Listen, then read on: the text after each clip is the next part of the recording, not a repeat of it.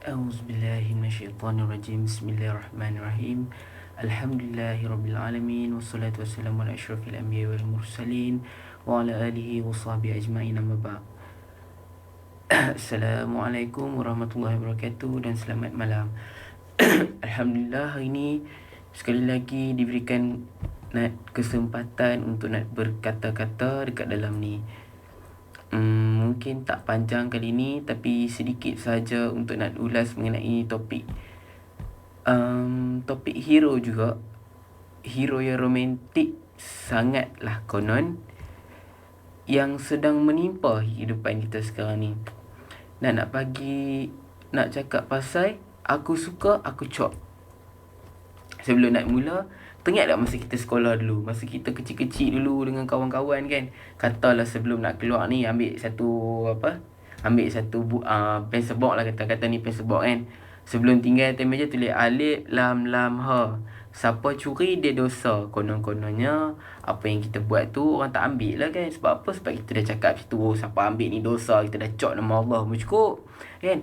Tapi hilang juga. Tapi masa tu kita budak-budak, orang tak budak-budak pun macam takut nak ambil. Tapi zaman sekarang ni bukan kata benda dalam rumah Allah pun orang boleh curi, tak takut, tak berani sangat, tak tahu siapa dia macam tu. So yang tu apa yang jadi, yang menimpa kehidupan kita sekarang ni kan, mencuri.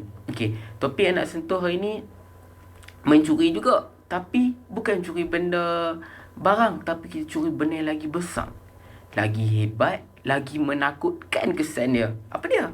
Iaitu dosa kita berzina. Okey, tadi nak tertengok dalam satu blog, dia tulis sebenarnya dalam cerita yang semua orang duk gila hero tu kan. Hero tu sebenarnya apa yang dia buat tu sebab dia sayang dekat bini dia. Apa yang dia buat sekarang ni, dia romantik tahap gambarnya sweet sangat tu sebab dia nak cover balik kesilapan dia. Apa dia buat dulu? Dulu dia dah rogol isteri dia. Sekarang ni bila tiba masanya dia kahwin dengan bini dia, dia rogol sebab apa? Sebab dia sayang. Apa dia buat tu sebab apa? Sebab dia nak apa? Orang kata dia nak cop. Aku suka, aku cop. Budaya tu sekarang ni rasa nak sedang menular dekat dalam kehidupan kita sekarang ni. Kenapa? Kita tengok balik orang yang berzina. Kenapa? I sayang dekat you, takkan you tak sanggup nak serahkan you dekat I. So yang perempuan pun, I sayang dekat you, I tahu I akan kahwin dengan you, so I pun bagi dekat you. You nak apa, I bagi. You nak pegang lah. You nak buat apa, buat lah. You nak gigit, you gigit. You nak tampak lah. Semua you dapat. Sebab apa? I suka kat you, you suka kat I. Kita dah ditakdirkan akan bersama. Kita cakap macam tu, sebenarnya kita sedar tak? Siapa kita nak menentukan kita ni ditakdirkan untuk bersama atau tidak ditakdirkan untuk bersama? Sedangkan jodoh itu di tangan Allah Subhanahu Wa Taala. Katalah aku suka, aku cop, kita ambil, kita pegang. Tadi lagi satu blog walking, satu blog tu dia tulis zina mulut. Ingat tak satu kejadian dekat depan pavilion, dua orang budak lelaki dan perempuan berciuman dekat depan tu. Pasal apa? I sedih, I tak dapat nak berjauhan dengan you tolonglah jangan tinggalkan I. Perempuan tu, lelaki tu buat sombong, buat tak tahu ya. Konon hero macho datang, tolonglah jangan tinggalkan I, tolonglah. Dia tangkap lelaki tu, dia kiss lelaki tu. Baik punya dapat depan tu. Zina. Kenapa? Sebab apabila kita merasakan diri kita lebih sayangkan dia daripada kita sayangkan maruah kita sendiri. Ini yang saya kata sebagai budaya aku suka, aku cop. Yang nak kaitkan dengan zina lah. Kenapa? Sebab hari ni semua orang berzina. Sebab apa? Sebab dia rasa yang tu adalah jodohnya. Katalah, nak kaitkan balik dengan kecurian tadi. Katalah, hari ni I dapat you, esok pagi I bangun, I lintah jalan, I bukan kena langgar dengan lori tak. Bukan, tiba-tiba lah I terkejut, I jatuh tengah jalan. I tak kena langgar dengan lori juga. I pun tak kena langgar dengan kereta, tak kena heret dengan bas pun. Tapi bila I terjatuh tu, tiba-tiba lalu dekat depan I, lalu sebuah kereta. Kereta tu pun tak langgar I juga. Kereta tu jatuh dekat I, dia terbaling sesuatu, dia baling benda yang keras. Katalah gaduh dengan boyfriend, I hate you, baling handphone, kena kat kepala, pendarahan dalaman, I mati. Tapi I dah dapat you ni. I dah dapat you. I menangis. Girlfriend you menangis-nangis. Sedih je. Boyfriend aku dah mati. Boyfriend aku dah mati. Dah mati. Tapi dia dah ambil apa? Dia dah meragut darah. Tapi dia dah mati. Takkah itu satu kerugian? Takkah itu satu kecurian? Katalah lepas tu perempuan tu kahwin dengan orang lain. Padahal dia dah bagi dah ni. Kahwin dengan orang lain. Ya Allah, kesian dekat lelaki tu. Betul tak? Kesian dekat lelaki yang kahwin dengan dia. Walaupun lelaki tu sanggup menerima, tapi dia dapat satu benda orang kata apa? Second hand value. Ya tak?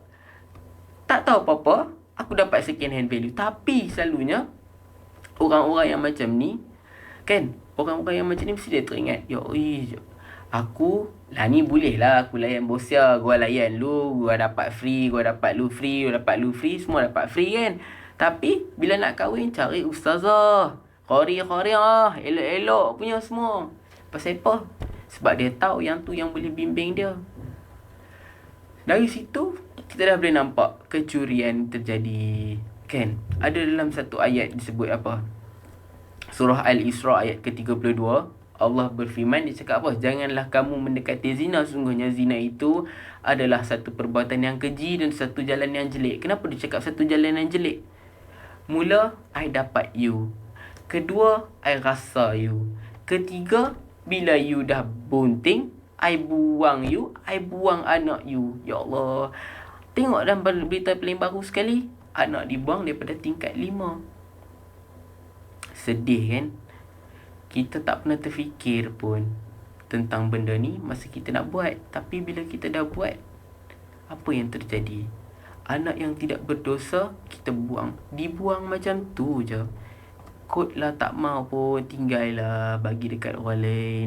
Orang yang tak tahu apa, orang yang sedang mencari-cari anak, orang yang tidak diberikan zuriat, dilahirkan, dia bagi tapi mandul mungkin.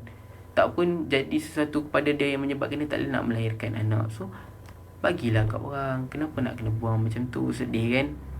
Jadi kita yang tak kahwin lagi ni, nak galakkan, nak bagi tahu dekat semua, janganlah bercinta sebelum kahwin. Sebab apa? Kita tak tahu bila kita akan terima dia. Kita tak tahu, mungkin satu hari nanti dia bukan jodoh kita. Biar Allah yang menentukan segala-galanya. Kalau sayang, kalau suka, kalau cinta lah, buktikan cinta anda. Kahwin. Dekatkan yang jauh, rapatkan yang mana yang terpisah tu. Okay, yang tu pesanan yang pertama. Pesanan yang kedua, sedih juga sebenarnya apa yang jadi dalam budaya kita yang telah di-upgradekan daripada budaya dulu. Sekarang ni kita campur dengan Hindu, campur sikit maju, baik punya kan. Nak kahwin berpuluh-puluh ribu, betul tak? Lepas tu gaduh. Masuk dalam paper hari ni apa dia?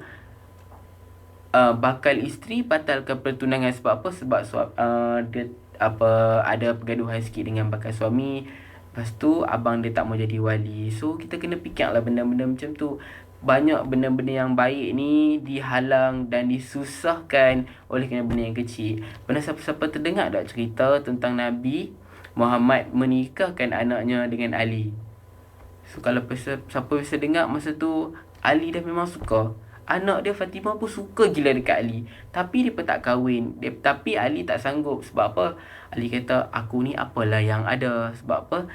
Dia tu anak Nabi. Aku ni apalah yang ada. Masa mula-mula sahabat lain, Abu Bakar main meminang. Ali kata apa? Oh, dia dah hebat. Confirm aku tak dapat. Tapi tak kahwin juga. Lepas tu main lagi sahabat yang lain. Umar Al-Khattab pun main nak meminang juga. Tapi Nabi tolak. Lepas tu Nabi jumpa mereka dalam masjid. Nabi cakap kepada mereka, aku sebenarnya, Nabi cakap macam nak bagi takias lah, sebenarnya dia suka Ali tu. Dia cakap last sekali sahabat ni yang kata tak apalah Nabi Rasulullah, biar aku yang cakap dengan Ali. Dia pergi jumpa dengan Ali. Dia pergi jumpa dengan Ali. Dia cakap dengan Ali apa? Dia cakap, Ali, sebenarnya Rasulullah suka kat hang. Hampilah minta minang anak dia. Tu dah pergi dapat kahwin.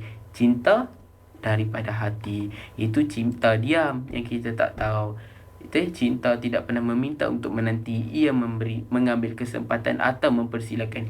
Ia adalah keberanian atau pengorbanan. Diharapkan dengan perkongsian malam ni, kita sama-sama cek balik apa yang tak kena tu. Kita jaga dan kita jaga apa yang kita ada sekarang ni. cari benda yang halal. Jangan kita buat benda yang tak baik. Sebab daripada bermulanya dosa kita ni, hubungan bermula dengan dosa ini, Allah tak redha, Allah tak sayang, Allah tak suka. Dan tak mustahil benda ni akan menghasilkan waris-waris yang tidak baik. Dan dari situ juga apa yang berlaku sekarang dekat dalam masyarakat kita ni akan lebih teruk, akan lebih hina dipandang di masa depan. Jadi diharapkan kita jaga dan kita jaga. Sekian perkongsian daripada Nat. Yang buruk itu daripada Nat, yang baik dan yang indah itu daripada Allah Subhanahu wa taala.